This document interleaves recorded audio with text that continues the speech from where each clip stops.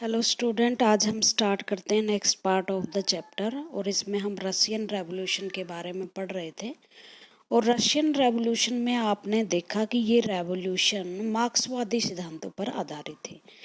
इसमें जो शक्तियाँ लड़ रही थी वो जिसके खिलाफ लड़ रही थी वो थे जार और लैंडलॉर्ड सिस्टम। वहाँ का पीजेंट थे, वहाँ कोई इंडस्ट्रीज अभी तक नहीं आई थी। जो मार्क्स के थ्योरी के अकॉर्डिंग कैपिटलिज्म आना जरूरी है रेवोल्यूशन के लिए, बट रशिया में ऐसी स्थिति नहीं थी। वहाँ एक दल लड़ रहा था, सोशलिस्ट रेवोल्यूशन पार्टी, जो 1900 में बनी थी इस जार के खिलाफ और नया सिस्टम जो लागू होना चाहती थी। लेकिन वहाँ जो दो धड़े बट गए, एक वो पार्टी दो दल में बट गई। एक थी मेन सेविक पार्टी और थी एक बोल सेविक। मेन सेविक दल के लोग जो है वो लिबरल थे, मतलब उदारवादी थे, जो हर तबके के लोगों को इस पार्टी में शामिल होने के लिए इनवाइट करते थे, सबके लिए दरवाजे खुले थे। लेकिन जो बोल सेविक हैं, जिसके नेता लेनिन थे, वो चाहते थे कि सिर्फ वो लोग दल में आए जो ट्रेंड हो, जो क्रांति कर सके, जो मार्क्स के सिद्धांतों पर, जो आइडियोलॉजी है मार्क्स की, उस पर विश्वास करते हों और जो समय आने पर खून ले और दे भी सके। इसे बोल से भी कहते हैं। और जो 1917 में क्रांति हुई रशिया में, 1917 में, वो बोल से भी क्रांति थी। इसका मतलब रशिया में वो लोग सफल हुए जो मार्क्स के सिद्धांतों को मानते थे और एक ऐसी सोसाइटी स्थापित करना चाहते थे जिसमें सारा कंट्रोल मजदूर पार्टी का हो। एक पार्टी रहेगी। 1990 तक वहाँ एक ही पार्टी रही है, कोई दूसरी पार्टी हुई नहीं। वही इलेक्शन जीतती थी, उसी के हेड होते थे। अब हम पढ़ते हैं कि 1905 में रेवोल्यूशन, इससे पहले 1917 से पहले रशिया में एक बार क्रांति हो चुकी थी, वो थी 1905 की revolution.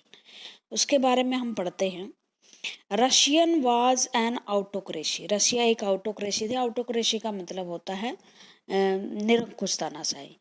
Unlike this European ruler की तरह नहीं, even at the beginning of the 20th century, the Tsar was not subject to parliament. Jar जो है वो पार्लियामेंट, मतलब यूरोपियन कंट्रीज चाहे राजा के अधीन थे, लेकिन वहाँ पार्लियामेंट थी, लेकिन वहाँ पार्लियामेंट नहीं थी। लिबरल जो थे उदारवादी, और उदारवाद को आप काफ़ी हद तक पढ़ चुके हो। उदारवादी वो जो व्यक्ति की स्वतंत्रता में विश्वास करते हैं और राज्य के कम से कम मामलों में राज्य को हस्तक्षेप करने की इजाज़त देते हैं। वो कहते हैं कि राज्य को कम से कम, राज्य मीन्स सरकार को कम से कम काम करना चाहिए। ये एक इविल है, मतलब सरकार एक इविल नेसेसिटी है जो होनी ज़रूरी है, बट जितना काम करेगी व्यक्ति की स्वतंत्रता छीन लेगी, मतलब लिबरल। और एक बात और ध्यान रखना, जो मार्क्सवादी हैं वो ब्लडी रेवोल्यूशन, खूनी क्रांति में विश्वास करते हैं। जो लिबरल हैं वो कभी भी रेवोल्यूशन नहीं चाहते, वो धीरे धीरे सुधार चाहते हैं। लिबरल इन रशिया, रशिया में जो लिबरल थे, campaign to end this state of affair, इस तरह का जार का शासन वो खत्म करना चाहते थे। उन्हें कैंपेन चलाया, कैंपेन मैंने अभियान, together with the social democratic and social revolutionaries. और वो दो साथ में आए, जो सोशल डेमोक्रेटिक्स थे और सोशल रेवोल्यूशनरीज थे। देखो इनमें माइनर सा फर्क है। डेमोक्रेटिक का मतलब होता है कि हम धीरे धीरे चेंज चाहते हैं, डेमोक्रेटिक सरकार हो चुनी हुई। लेकिन जो रेवोल्यूशनरी होते हैं वो अंत में तानाशाही बन जाते हैं, मतलब वो डेमोक्रेसी में विश्वास नहीं करते। एक बार क्रांति करके वो एक तरह का सिस्टम हटाते हैं, लेकिन दूसरे तरह की तानाशाही स्थापित हो जाती है। They worked with peasant and worker during the revolution in 1905 to demand a constitution. और इस तरह से दोनों ने पीजेंट और वर्कर के साथ काम किया और उन्होंने एक डिमांड की, कॉन्स्टिट्यूशन की। They were supported to in the empire by nationalist in Poland and the Muslim dominated Muslim demolated जो कंट्रीज थे वहाँ, ठीक है। As 1905 revolution strike to place all over the country, सारे देश में स्ट्राइक हड़ताल हुई, यूनिवर्सिटी बंद हो गई एंड व्हेन छात्र बॉडीज टैग वॉकआउट, और छात्र भी जब शामिल हो गए campaigning about the lack of civil liberties, और उन्होंने सिविल लिबर्टीज की कमी की वजह से छात्र उसमें शामिल हो गए। Lawyer, doctor, engineer and other middle class जो वर्कर थे वो भी इस हड़ताल में शामिल हो गए, और उन्होंने डिमांड की कि यूनियन ऑफ यूनियन, मतलब यूनियन स्थापित हो, सारा रशिया एक हो। बहुत सारे देश जो मैंने पीछे बताए वो रशिया में शामिल थे। उन्होंने कहा हम सब मिलकर एक यूनियन बनाएं जिसको यूएसएसआर बोले, यूनाइटेड सोवियत सोशलिस्ट स्टेट। और इसके बाद उन्होंने एक कॉन्स्टिट्यूशन असेंबली की मांग की।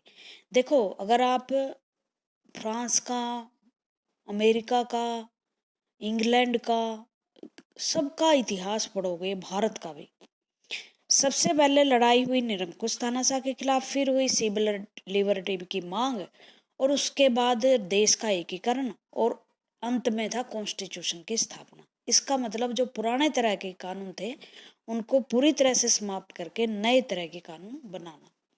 During 1905 revolution the tsar allowed to creation of an elected consultative parliament और ड्यूमा। ड्यूमा रशिया की जो संसद है उसका नाम है, जिस तरह हमारी संसद का नाम पार्लियामेंट है। तो 1905 में क्रांति हुई और जार ने आज्ञा दे दी कि भाई आप चुने हुए जो लोग हैं वो एक ड्यूमा की स्थापना करेंगे। चुने हुए लोगों से मिलकर एक ड्यूमा की स्थापना होगी। For a brief while during the revolution there existed a large number of trade union and factories committee made up of factory workers. इस रेवोल्यूशन के दौरान बहुत सारी ट्रेड यूनियन और फैक्ट्री कम्युनिटी वर्कर्स ने बनाई। After 1905 most community and union workers unofficially, पहले ही अनऑफिशियल काम करती थी, मतलब इनका कोई संगठन नहीं था। बाद में since they were declared illegal, और इस वजह से क्योंकि रशिया का जो संविधान था पुराना, उसमें आप यूनियन नहीं बना सकते थे, इसलिए इन सभी यूनियंस को इलीगल घोषित कर दिया कि अवैध है, और जो इनकी एक्टिविटी है उस पर बैन होगा, और आप ये जो है रशिया में स्ट्राइक्स नहीं कर सकते, यूनियन नहीं बना सकते। Severe restrictions were placed on political activities, और जो पॉलिटिकल एक्टिविटीज़ होती है जैसे चुनाव है, कैंपेनिंग है, डेमोक्रेसी की मांग है, राइट्स की मांग है, उन पर बिल्कुल बैन लगा दिया। The Tsar dismissed the first Duma within 75 days, और जो ड्यूमा उन्होंने क्रांति की वजह से बनाई थी 75 दिन में उसको ख़त्म कर दिया। And re elect second Dumas, और सेकेंड ड्यूमा जो बनी वो है 3 months में। He did not want any questioning of his authority of any reduction in the power. He did not want any questioning of his authority. वो नहीं चाहते थे कि जो पावर बने, नई ड्यूमा बने, वो किसी तरह से भी क्वेश्चन मार्क मेरी पावर पर करे, मतलब वो किसी भी तरह से अपनी पावर को कम करना नहीं चाहते थे। He changed the voting laws and packed the third Duma, दोबारा से उन्होंने वोटिंग की जो सिस्टम था वो चेंज कर दिया, जो वोटिंग का कानून था वो चेंज कर दिया, और ऐसा कानून बनाया कि ड्यूमा में जो लोग चुनकर आए वो उसके हों, मतलब उसके फेवर में काम करें। The third Duma which conservative politician, और थर्ड ड्यूमा बनी वो कंजर्वेटिव थे। कंजर्वेटिव का मतलब रूढ़िवादी, जो लोग पहले वाली सामाजिक व्यवस्था को पसंद करते हैं, जिसमें राजा है, लैंडलॉर्ड्स हैं, ऐसे लोग, मतलब राजा के कुछ रिश्तेदार या लैंडलॉर्ड्स को उन्होंने नियुक्त कर दिया। Liberal and revolutionaries were kept out, और जो क्रांतिकारी थे और लिबरल थे, लिबरल जो राइट्स की मांग कर रहे थे और रेवोल्यूशनरी जो सारा सिस्टम चेंज करना चाहते हैं, उनको ड्यूमा से बाहर कर दिया। एक बात और मैं बताऊं, जब इस तरह के चेंजेस होते हैं तो नए जो लोग हैं वो काफ़ी पसंद किए जाते हैं लोगों के द्वारा, क्योंकि जब चेंज की डिमांड उठती है तो इसका मतलब ये होता है कि लोग पुरानी व्यवस्था से अपना विश्वास खो चुके हैं और वो नई तरह की व्यवस्था स्थापित करना चाहते हैं। ठीक है, तो इस वजह से जो राजा था वो तो उनको चाहेगा ना जो कंजर्वेटिव है, जो पुराने सिस्टम को चाहते हैं, और इसलिए उन्होंने लिबरल और रेवोल्यूशनरी जो नए सिस्टम के हिमायती थे उनको क्या कर दिया, उनको ड्यूमा से बाहर कर दिया। जेडिडिट्स क्या होते हैं, मुस्लिम रिफॉर्मर्स थे, मतलब मुस्लिम लोग थे जो सुधार चाहते थे within the Russian empire. ठीक है, ये नए वर्ड हैं, जरूर याद करना। रियल वेज का मतलब होता है जितनी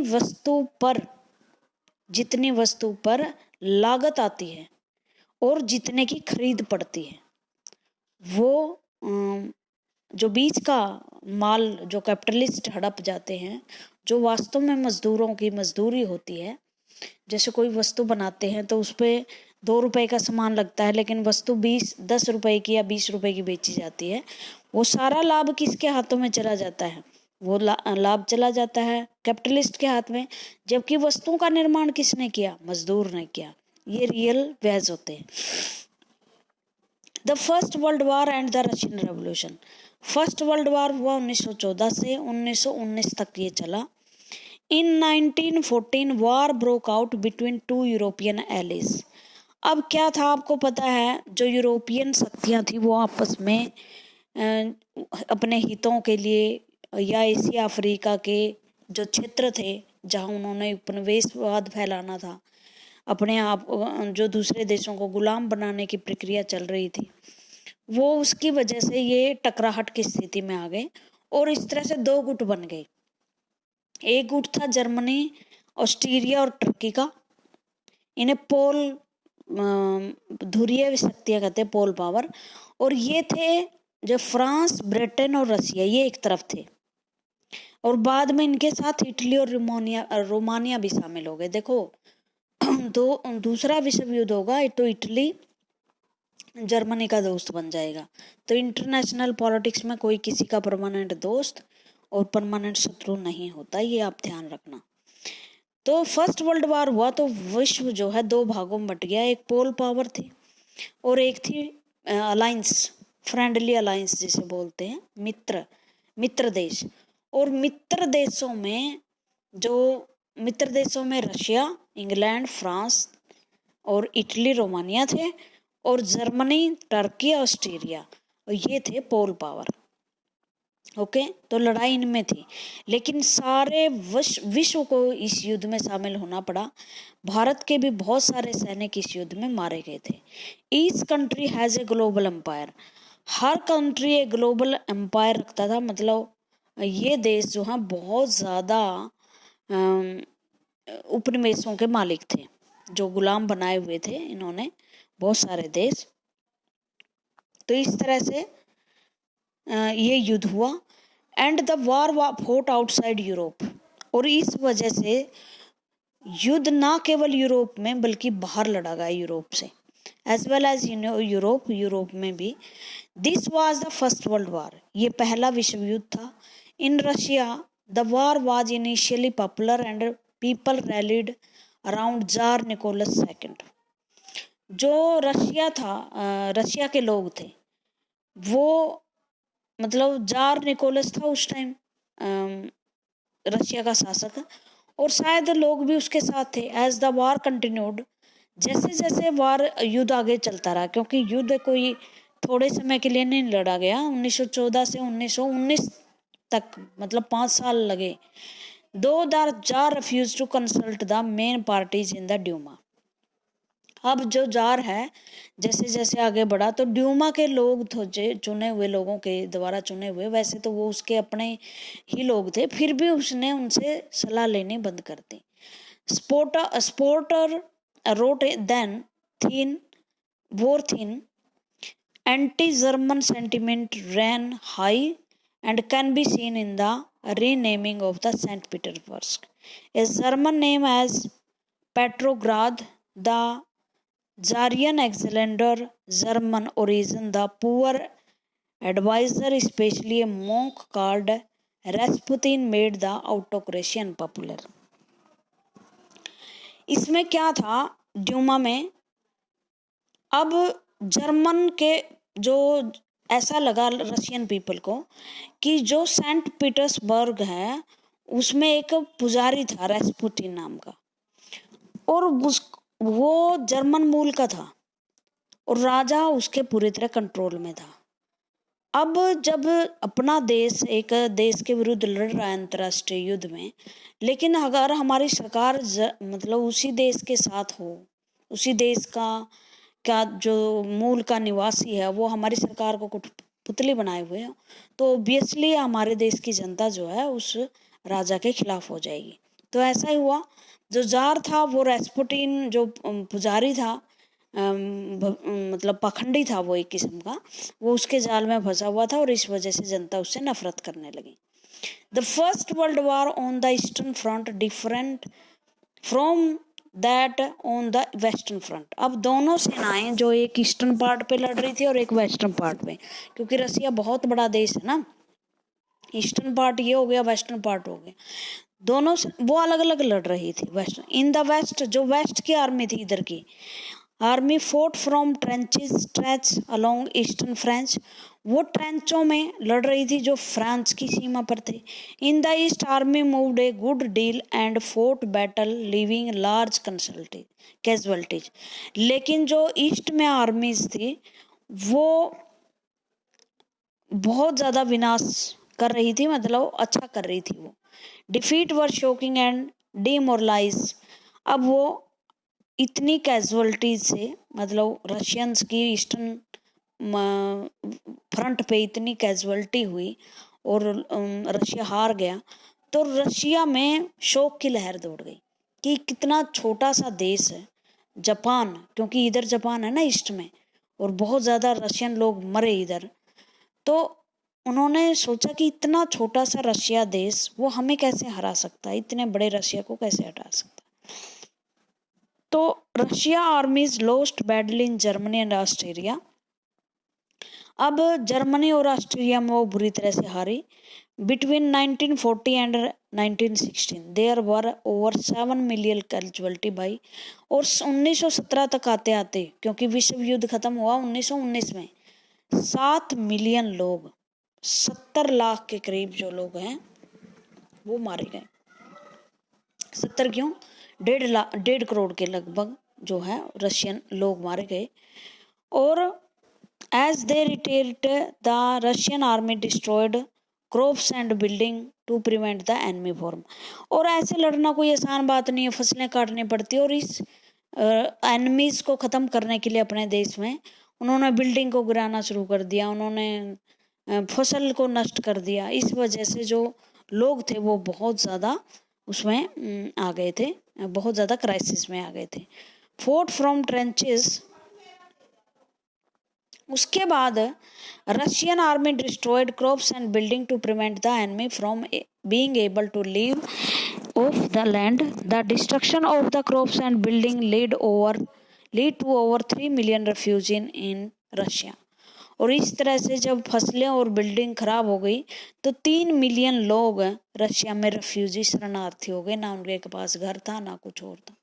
the situation discredited the government and jar. और ये सिचुएशन जार का अंत लेकर आई, क्योंकि जार पूरी तरह से असफल रहा अपने देश को बचाने में, अपने देश के लोगों को संकट से निकालने में। और soldier did not wish to fight such a war. और जो सोल्जर्स हैं वो भी इस तरह के युद्ध को लड़ना बिल्कुल नहीं चाहते थे। The war also had a severe impact on industries. इस युद्ध ने उद्योगों पर भी बहुत बुरा प्रभाव डाला। Russia owns industries were few in number. रशिया में उस टाइम तक आपको पता ही है एग्रीकल्चर ही था, इंडस्ट्री आई नहीं थी। was cut off from the other supplies of industrial good by German control of the Baltic Sea. Baltic Sea, Germany और रशिया के बीच में जो है, यूरोप के बीच एक बाल्टिक सागर आता है, उस वहाँ से सप्लाई होती थी इन उद्योगों के लिए माल की।